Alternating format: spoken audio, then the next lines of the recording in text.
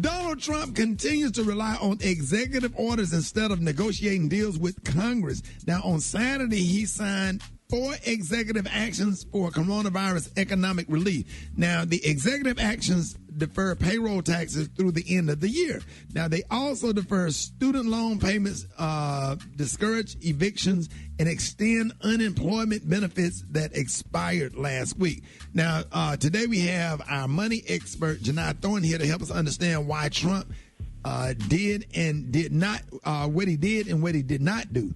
And if you have any finance questions, you can call us right now, 866-9-RICKY. We got the one and only Jini Thornton. Good morning, Jini. Hey, good morning. Happy birthday to you today. Hey, I appreciate that. You know, it's always good to hear from the K's. Gonna call you the K's. Little Ski-Wee in the building today. Absolutely. Happy birthday to you. Hey, I really appreciate it. We're just asking everybody to send something to the Salvation Army in honor of my birthday. We want to make sure that somebody is fed and somebody get what they need today because, God is good. I'm just happy to be alive. So all this stuff, and I appreciate you. So all this stuff going on. So what will happen with the student loan payments under the new executive order by Trump? So let's talk about this potential extension of not having to make your student loan payments right now. So if you have federally backed student loans under this executive order, that's assuming that this is actually going to be approved because we're not even sure if he has the power to make this executive order. But let's assume that he does. That means student loan payments for federally backed student loans only will be deferred through the end of the year. So no payments, no interest accruing. So right now, they're being deferred until September, the end of September. Trump is trying to push that through year end. However, Ricky, there's still no relief for people who have private student loans. So no relief for them at all. Are you serious? Yeah, I know. And it's very tough.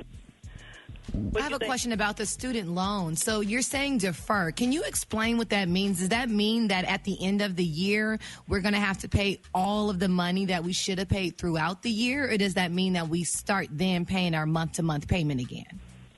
That means you're going to start paying your month-to-month payment, but they're just your balance, they're not wiping away your balance, Eva. Your balance stays the same, but what they're saying is we know a lot of people are having financial problems. You can take a break from your payments, then you'll just pick up again. Yes. Gotcha. All right, so will people get another $1,200 check? That's what everybody want to know. Well, under this executive order, the answer to that is no. And so a lot of people are really upset about that. You know, the Democrats are pushing for that additional $1,200. And in addition to that, the Democrats wanted to lift that age for dependents. Because remember, your dependents had to be 17 or older to get that additional $500 per child. So the Democrats want to make sure anybody who has a dependent under age 24 who's a full-time student would get that dependent money. But in this executive order, no $1,200 allocation right now. So we'll have to stay tuned for that. All right, man. That's if you want to talk to Jini Thornton, get out us 866-9-RICKY, 866-9-RICKEY. Call now, Rickey Smiley Morning Show. Oh, we don't have the calls right now? Okay. Well, let me ask you this, Jini. I have a question. Yeah, go ahead. Well, because with the executive order in the news earlier, I said something about the evictions and the rent and him putting a moratorium on them. So what does that mean? There are over 30 to 40 million renters that are at risk of eviction right now. So will this help them? So let's just sit with that. Just to think that there's 30 to 40 million people who have the potential of being evicted in the United States of America is absolutely crazy. And what this executive order says is it's a little confusing because he wants federal agencies to consider if evictions should be stopped. He did not allocate any money for renters who are not able to pay their rent because, remember, we have landlords who are having problems now, too, because their renters aren't paying.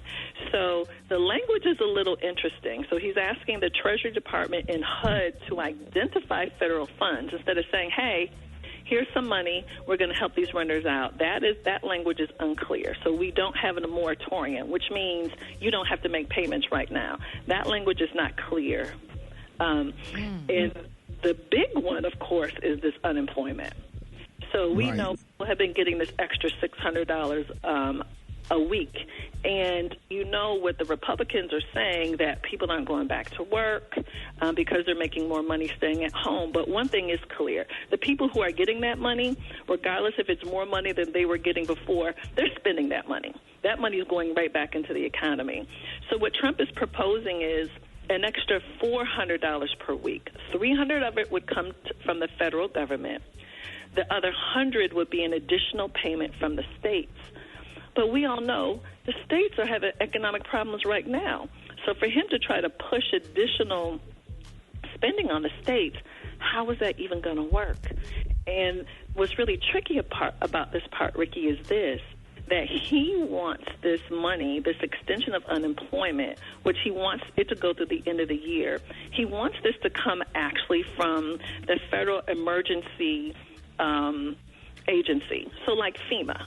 So he wants to take money out of FEMA to use for unemployment, but what are we going to do now that we're in hurricane season? What are we going to do when tornadoes go through certain cities or states? And so the Democrats are saying this doesn't make any sense. FEMA cannot afford to extend unemployment benefits. Hey, Jini. This is crazy. Yeah. Wouldn't you say that the problem is we got somebody trying to set economic policy that doesn't understand basic economics? Well, hold on, Jini. Can you answer that on the other side? Of course, absolutely. Oh, we got time. No, we got. Okay, I didn't know we had time. Go ahead. You can answer. We got time. Well, no, I don't know if he understands economic policy.